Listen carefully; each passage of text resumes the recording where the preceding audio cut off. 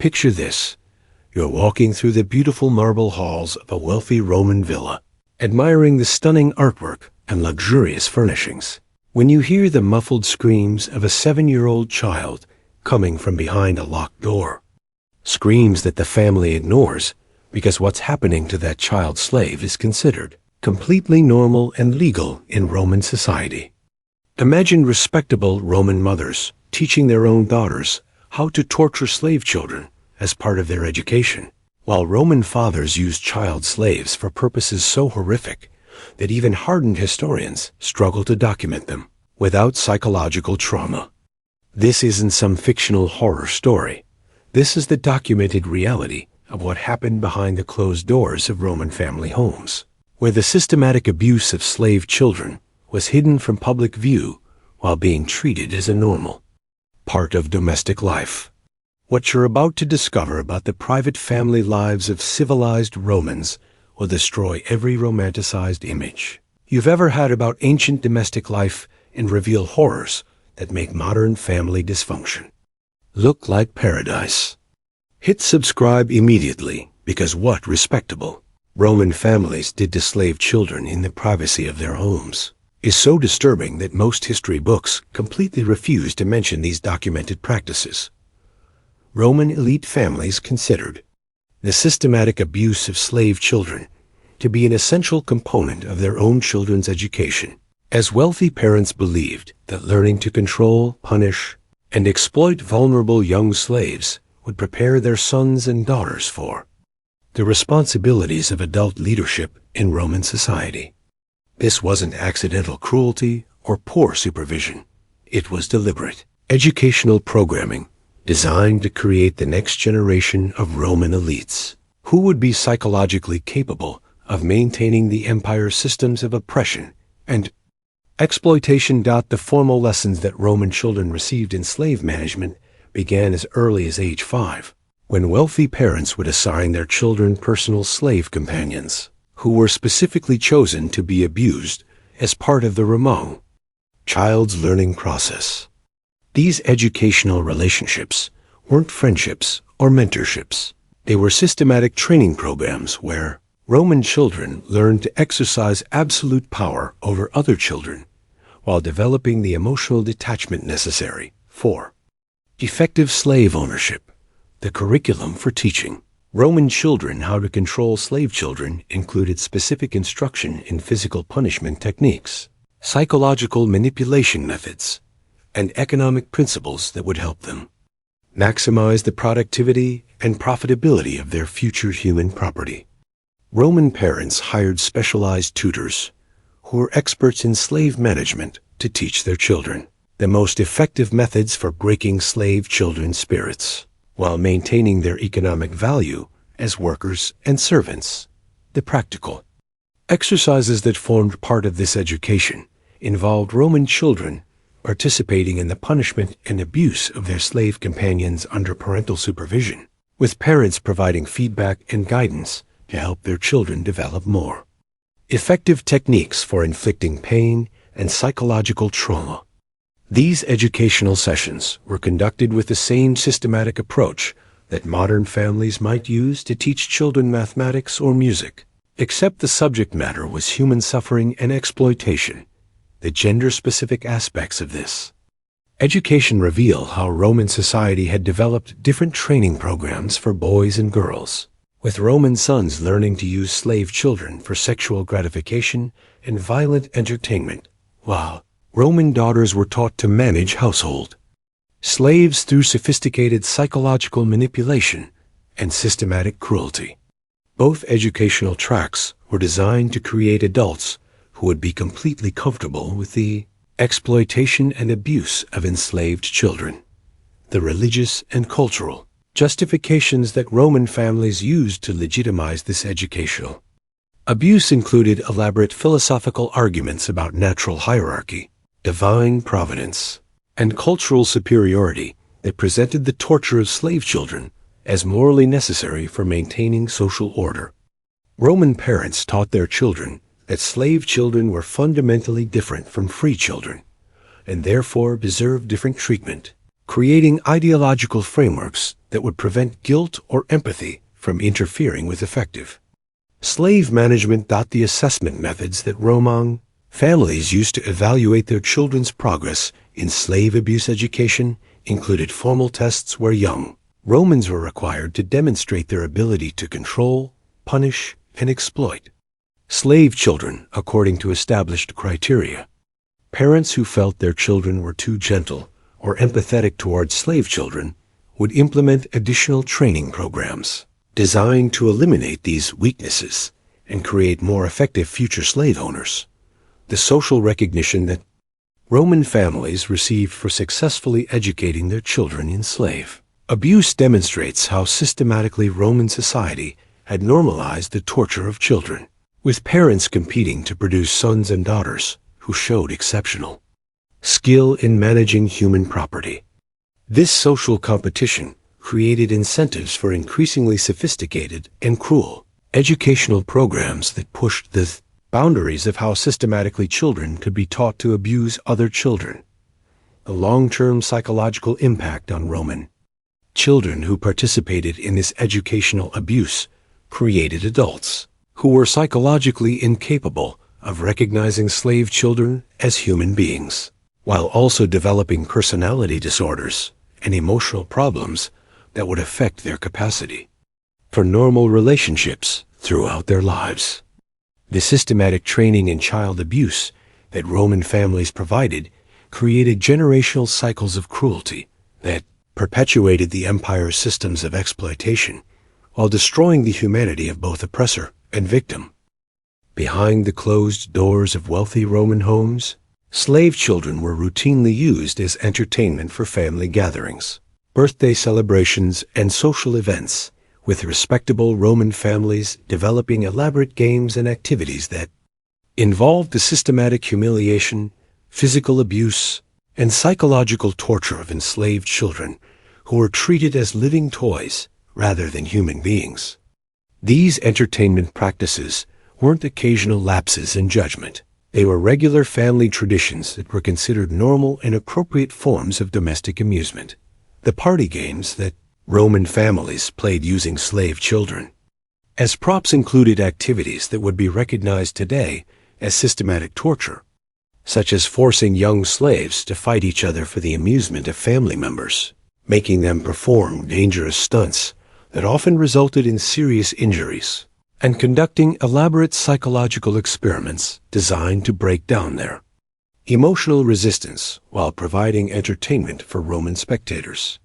These games were often accompanied by betting, with family members wagering on which slave child would suffer the most or perform the best. Under extreme duress. The seasonal celebrations that Roman families conducted included specific traditions that involved the ritualized abuse of slave children, with different holidays providing opportunities for different types of entertainment.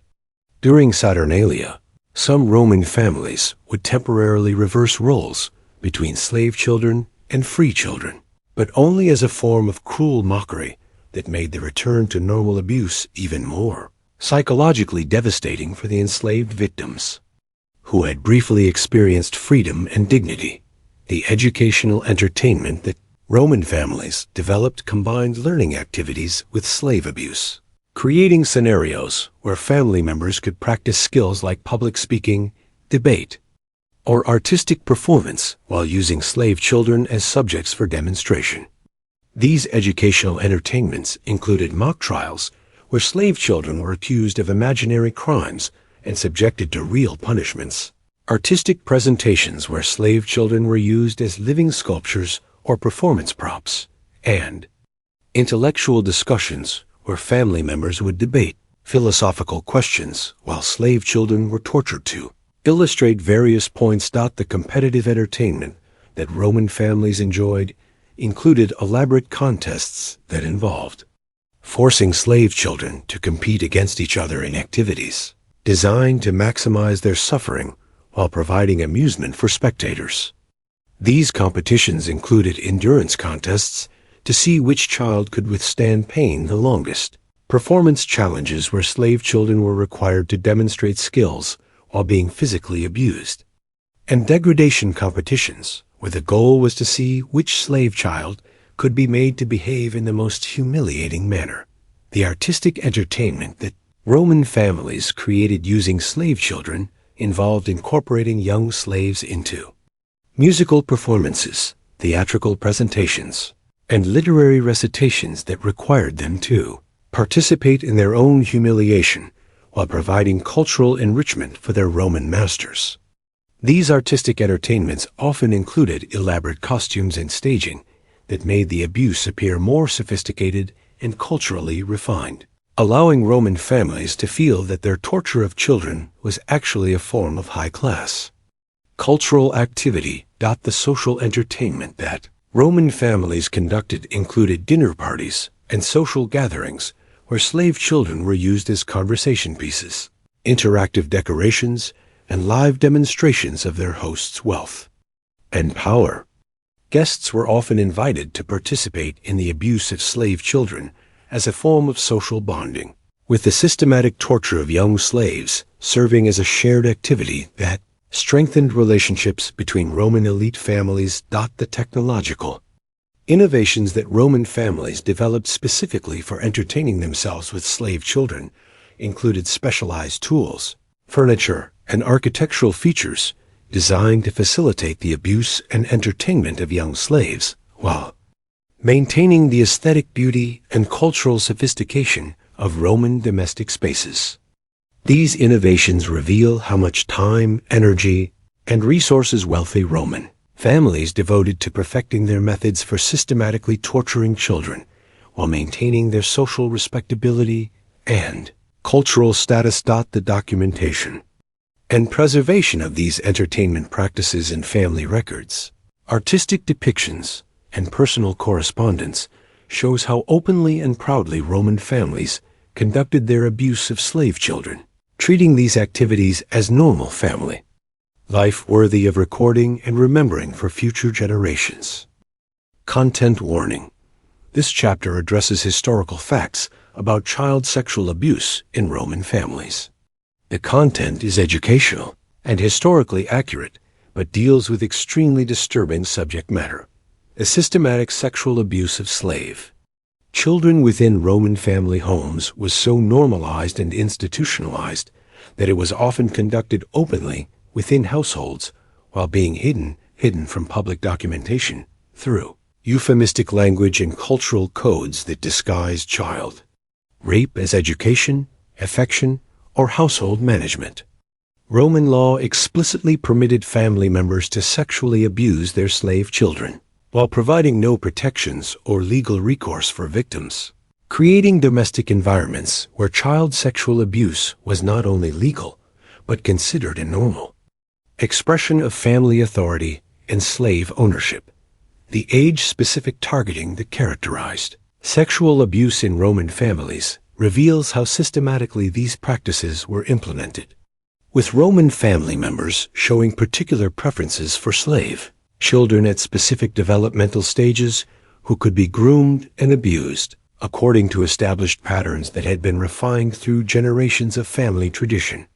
Young slave children were often selected for sexual abuse based on physical characteristics, personality traits, and family circumstances that made them particularly vulnerable to exploitation while reducing the likelihood of resistance or disclosure.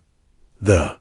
family participation in sexual abuse included multiple generations of Roman family members who would collaborate in the grooming, abuse, and psychological manipulation of slave children, creating household environments where sexual exploitation was a shared family activity that involved parents, children, grandparents, and extended family members in systematic programs of child abuse. This multi-generational participation ensured that sexual abuse would continue across decades within individual households while creating cultural transmission of these practices between Roman families. The psychological grooming techniques that Roman families used to prepare slave children for sexual abuse involved sophisticated manipulation programs designed to break down children's natural resistance while creating artificial emotional bonds that would make victims more compliant. and less likely to seek help or resist their exploitation.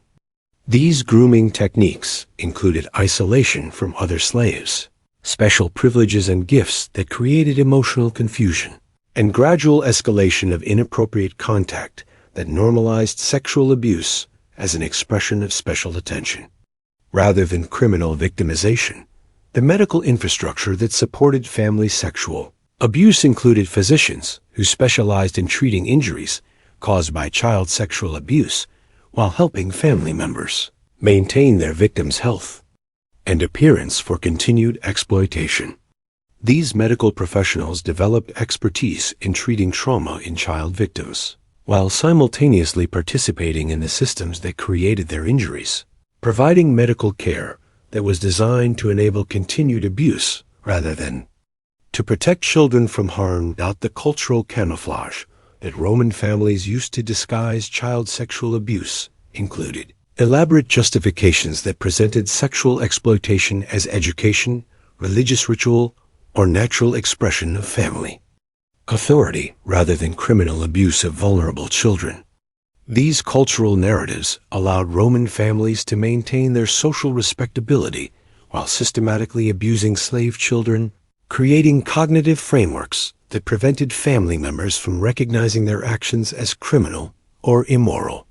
Intergenerational transmission of sexual abuse within Roman families created cycles of victimization that could continue for decades within individual households,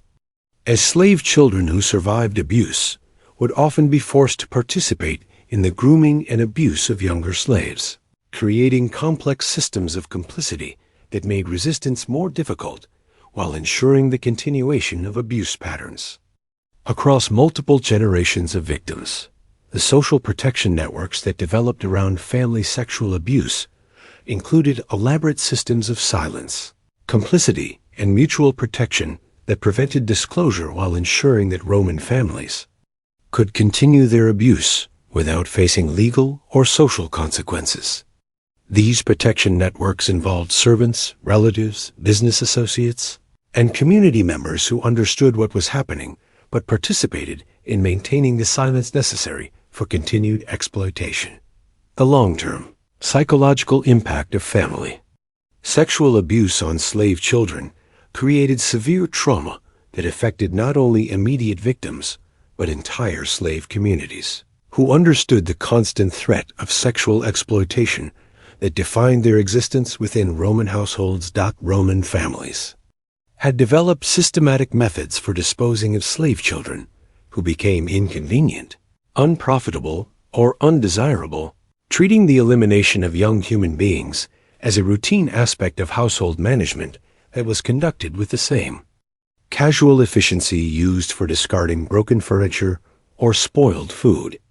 These disposal practices weren't emergency measures or exceptional circumstances. They were normal business operations that Roman families planned and implemented as part of their regular domestic administration. The criteria that Roman families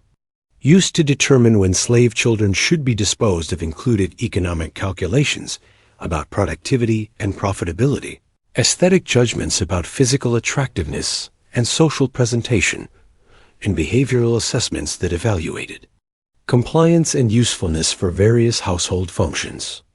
Slave children who became sick, injured, or psychologically damaged were typically marked for disposal,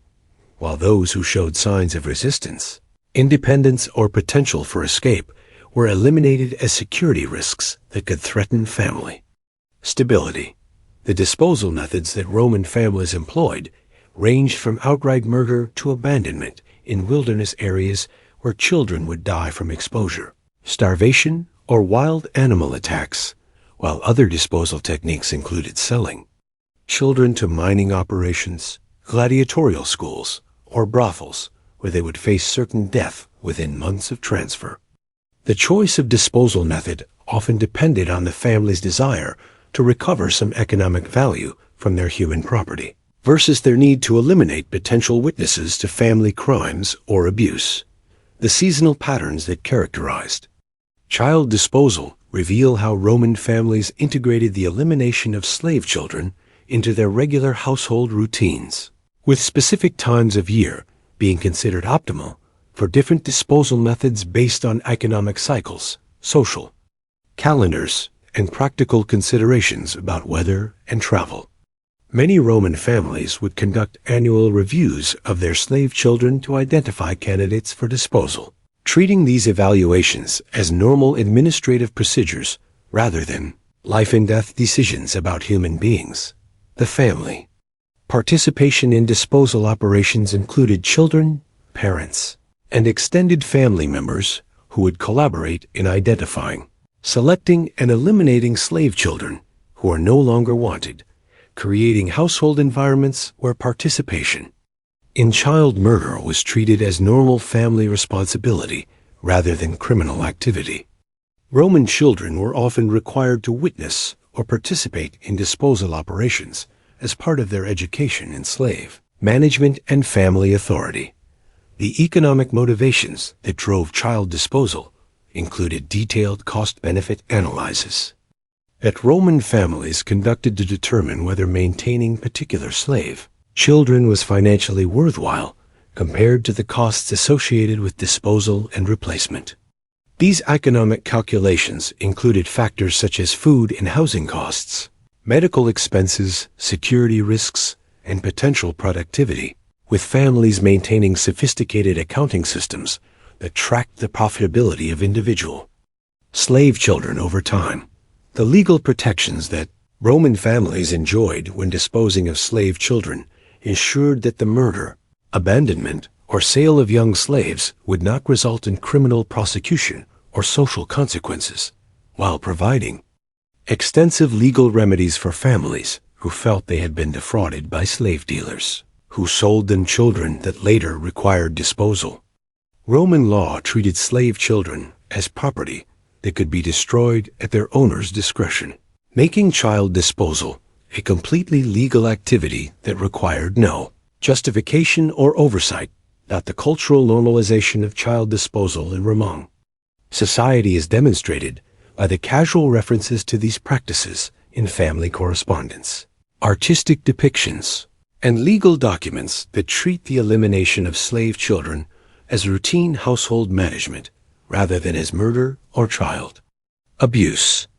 Wealthy Roman families would discuss disposal operations in their personal letters with the same tone used for describing garden maintenance or food preparation. The international implications of Roman child disposal practices included the development of specialized markets and transportation networks that facilitated the movement of unwanted slave children to locations where they could be eliminated efficiently and profitably, creating business opportunities for individuals and organizations that specialized in the disposal of human property for Roman families throughout the empire. Roman families implemented sophisticated psychological warfare techniques against slave children that were designed to break their spirits and eliminate their capacity for independent thought or resistance, creating domestic environments where systematic mental torture was disguised as normal household discipline and child-rearing practices.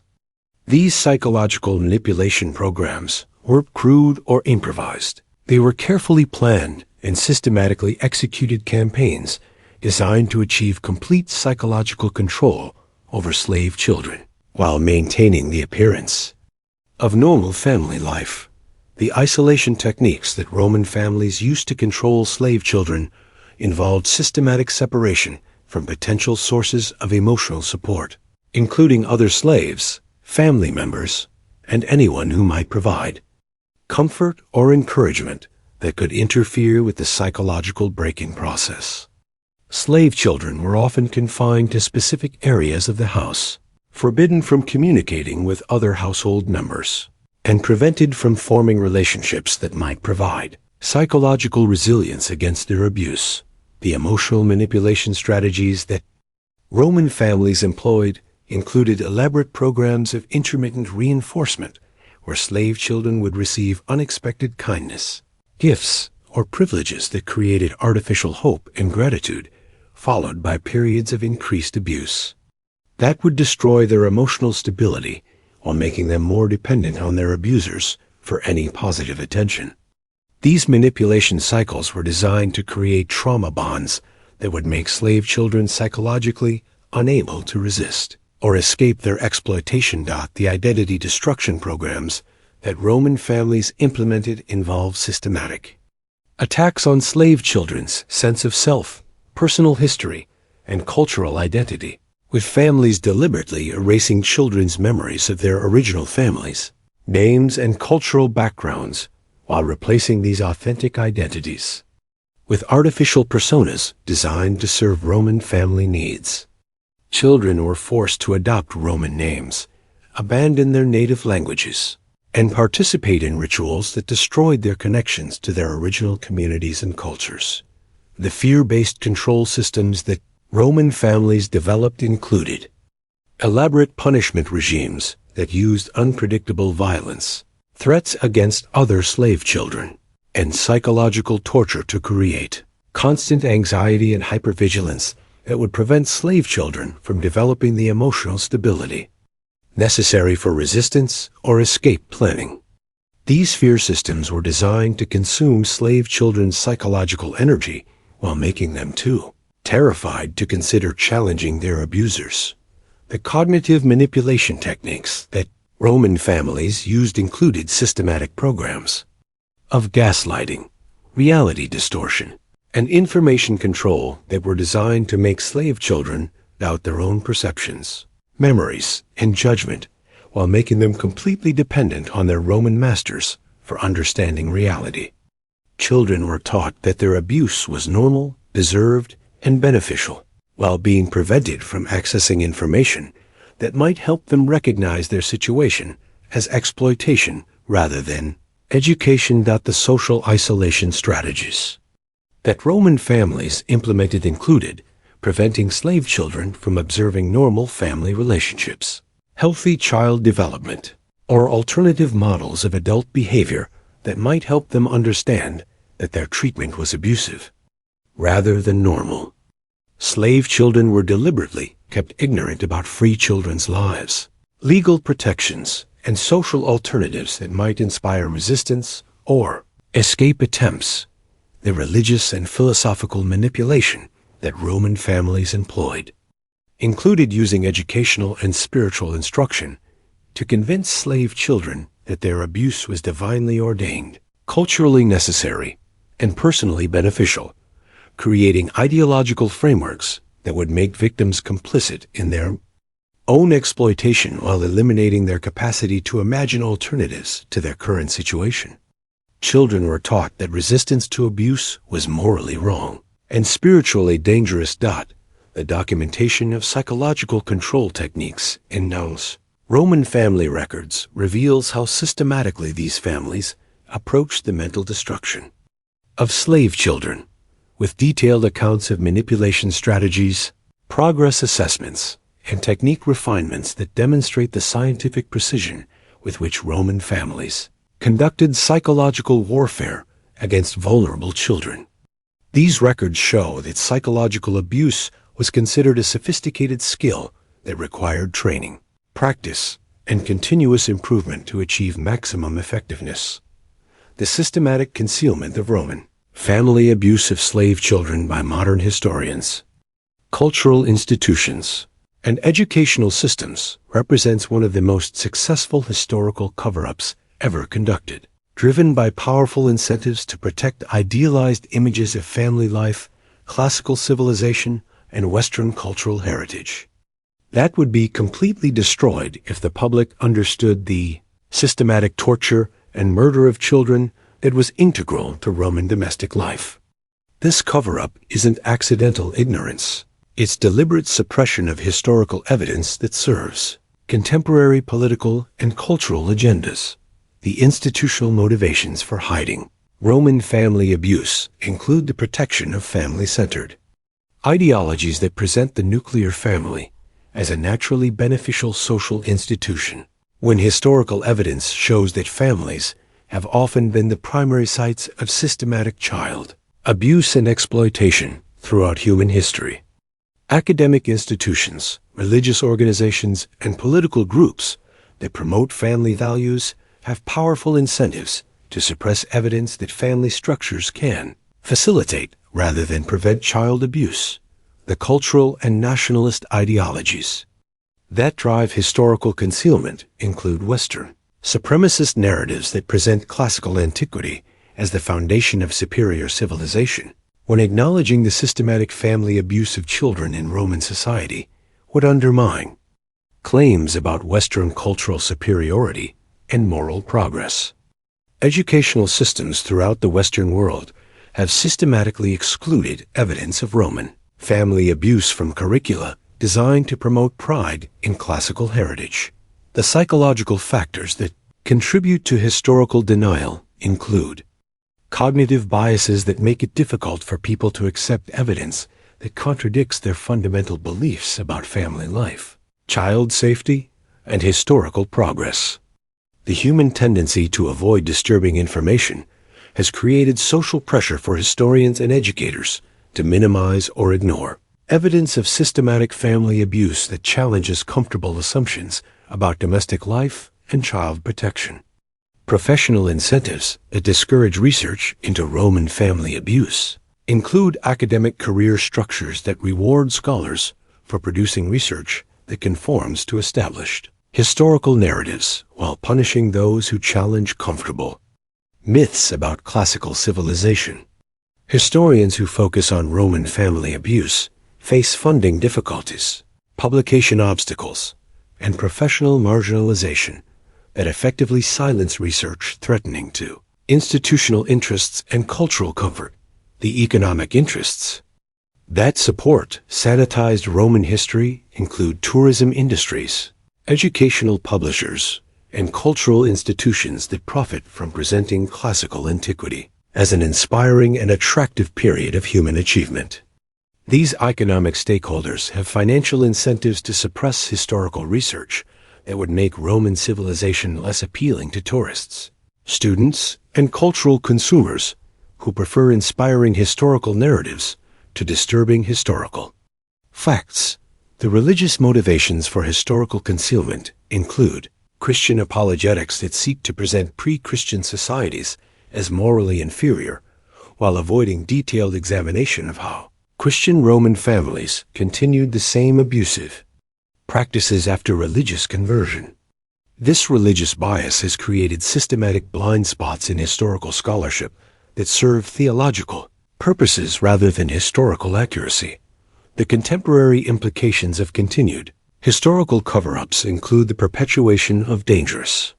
myths about family safety that prevent effective child protection policies while maintaining cultural blindness about the potential for systematic family abuse.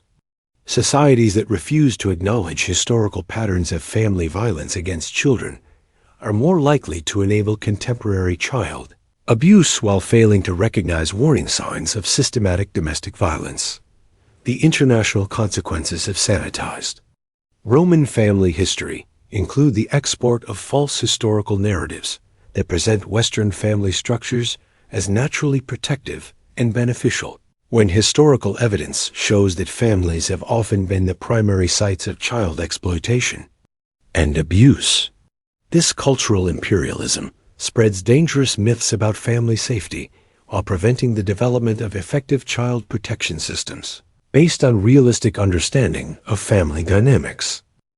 The horrifying truth is that behind the marble columns and beautiful art of Roman family life lay systematic torture, sexual abuse, and murder of slave children that was so normalized it was considered good parenting and proper household management. Every time we celebrate Roman family values or classical domestic ideals without acknowledging the children who were systematically destroyed in Roman homes, we participate in a cover-up that dishonors victims and prevents us from learning crucial lessons about how families can become sites of systematic child abuse.